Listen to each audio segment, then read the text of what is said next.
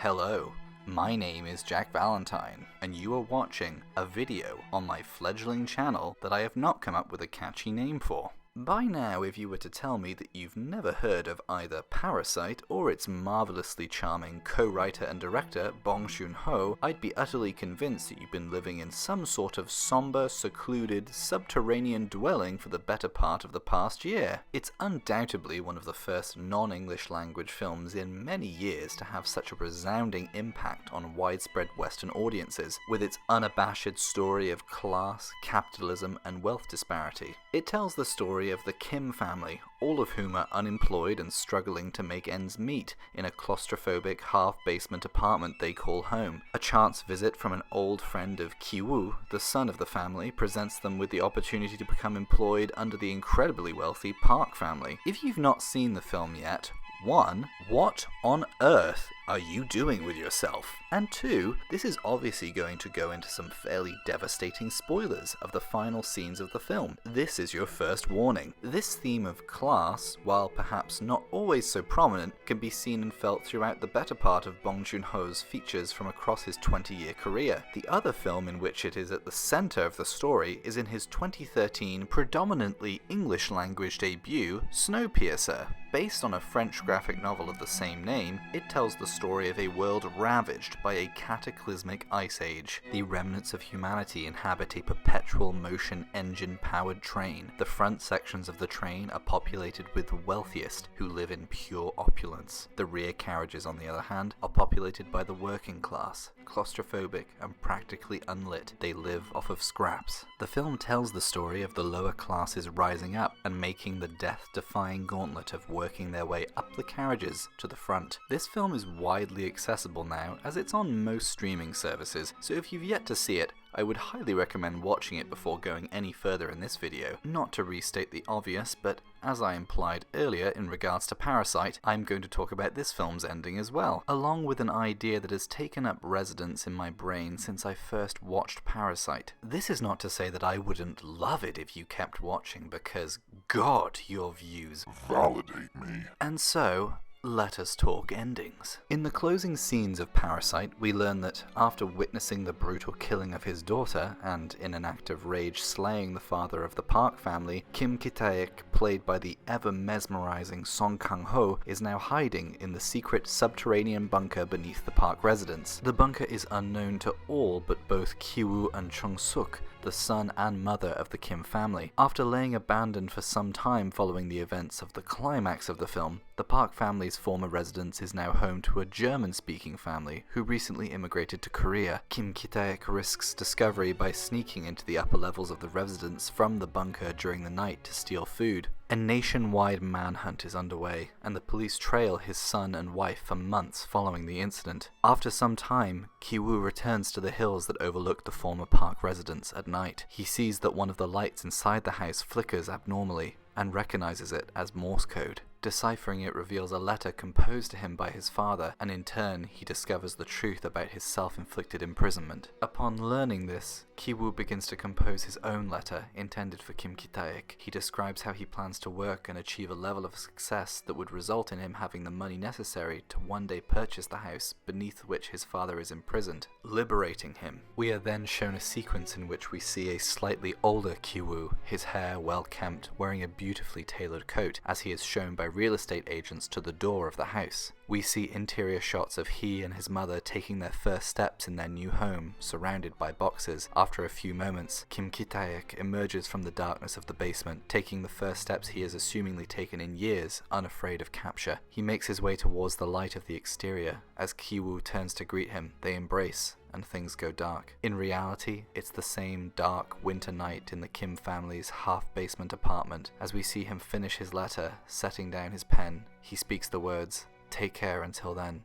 So long." He lets out an exhausted exhale and looks directly into the camera, and the film ends. We're left with this crushing sense of isolation and loneliness, but also a spark of hope and optimism, knowing there's a chance, no matter how slim it may seem, that Ki-woo will accomplish this task and go on to rescue Kitaek. There's a little more I want to talk about here, but we'll come back to that in a moment. Bong Joon-ho's 2013 film Snowpiercer has a similarly harrowing yet simultaneously optimistic ending. The film concludes with the one surviving member of the rear car of the train, Curtis, played by Chris Evans, as well as solitary confinement prisoners Namgung Min-soo and his daughter Yona, played by Song Kang-ho and Koa Song, reaching the engine. The mastermind engineer behind the train's design, Wilford, is found there. He invites Curtis to dine with him, chastising him that his rebellion has been futile and was engineered by those at the front of the train in an attempt to reduce the numbers of the impoverished passengers at the rear. Wilford proceeds to try and impress upon Curtis the magnitude of responsibility that comes with ensuring that this train and its passengers survive, offering him this mantle. In the train car just behind the engine,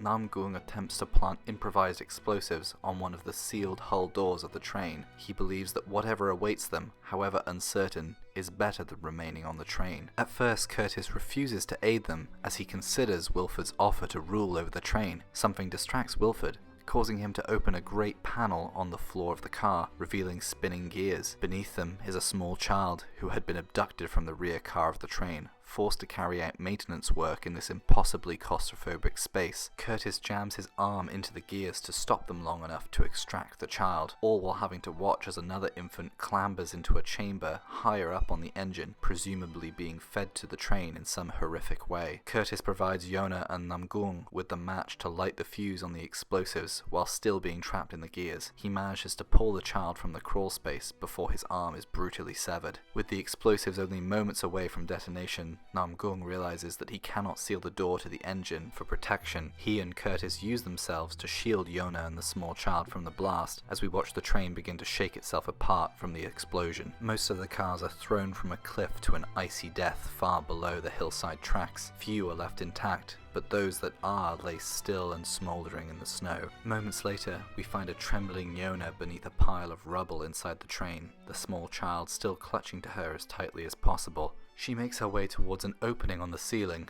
and peers upwards at the light that pours in as snowflakes fall slowly onto her face. We see both her and the child exiting the wreckage of the train, equipped with heavy fur coats. She gazes upon the destruction wrought onto the mountainside by the train, as well as the twisted pile of metal that remains trailing off into the distance. She and the child stand for a moment before noticing something on the rise before them.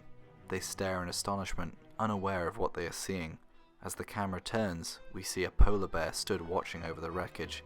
It turns to leave, climbing high over the mountains, and the film ends. The ending could be viewed as bleak, but I feel as though there's hope at its heart. While the film hammered home that the Earth had been frozen solid for more than 17 years, and that previous attempts at escape from the train have only ended in death by exposure of those fleeing, we have evidence enough to believe that the Ice Age is beginning to recede. Though what I'm more interested in is the turning point that led to the locomotive's destruction, and presumably the reduction of the human race's surviving members to a whopping 2. When Curtis makes the call to provide Yona and Namgung with the match, the catalyst to everything that follows, it comes mere moments after we are at least led to believe that he is considering the offer of becoming the new ruler of the train. After seeing the small child trapped beneath the gears working as a slave, and the other fed to the engine, it becomes as clear to him as it hopefully has been to the audience the entire time. Life aboard the train is never going to change. The train itself is just a condensed maquette of a capitalist society. The system may have new leaders, each of which could strive to be better than the last, but corruption will always be inevitable. Curtis realizes that the only way to achieve true system change will come from the individual and would be the result of the destruction of the system. Having lived as many years on the train as he did on Earth before it was decimated by the cold,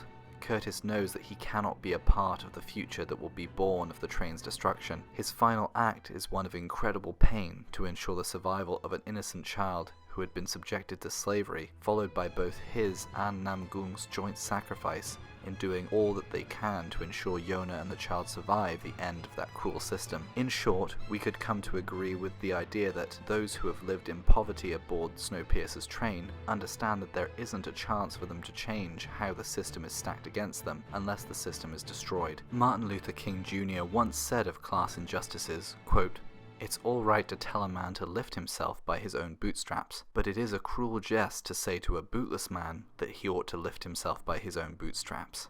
Like with any class injustice, to suggest that anything could change for those who have nothing without first offering them aid would simply be untrue.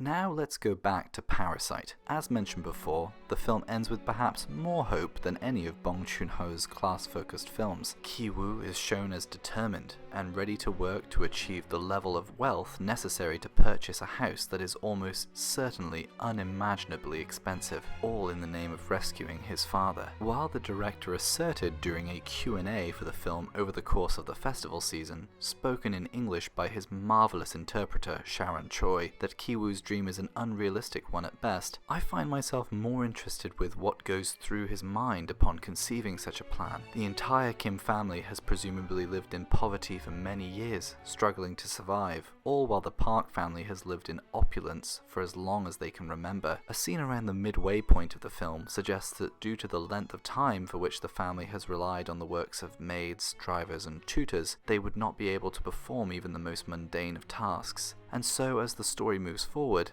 the Kim family, and more specifically Ki-woo, are exposed to the massive wealth disparity between their families, as well as the kinds of attitudes people who are of that wealth must have to obtain and retain it. The climactic moments of the film are when those heavy-handed attitudes are shown, when those who already have everything are shown at their most selfish. And so upon sitting in his family's half-basement apartment and beginning to compose the letter to his father, explaining his plan to achieve great wealth and purchase the Park family's former home, I found myself wondering, when striving to achieve this level of wealth, who will Ki-woo become, and what could he do differently within that system? While Curtis from Snowpiercer is shown extreme examples of why the system will never change, resulting in his decision to destroy the train, Kim Ki-woo in Parasite is determined to climb from the bottom to the top once more and attain a more permanent foothold there. While his family has already experienced a tragic fall from grace akin to that of Icarus, he is now prepared to undertake the seemingly Sisyphean task of single-handedly lifting his family from squalor to a mantle that he feels they have earned. I bet you didn't go into this video thinking you'd see two references to two separate gods of the Greek pantheon in the same sentence. Anyway. Yet in doing so, would he become part of the problem?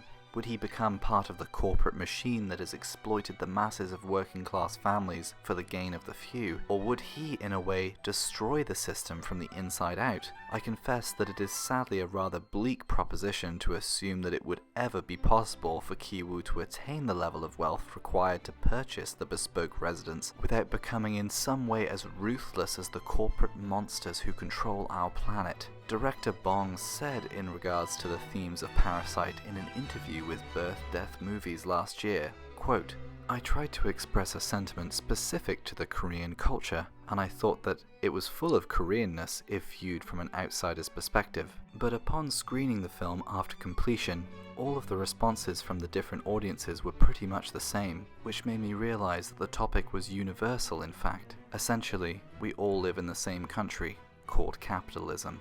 I think if anyone understands the man Ki-woo would have to become in order to truly liberate Kim Ki-taek, it would be Bong Joon-ho. I mean, he did co-write the script, so it's probably a safe assumption to make. Had I the chance to attend any of the festival tour screenings of the film that would have offered me a chance to ask him myself, I would have leapt at the opportunity. But I mean, the internet is weird, man. Maybe there's a chance that Bong Joon-ho is watching this right this second. If you are watching this, I love you.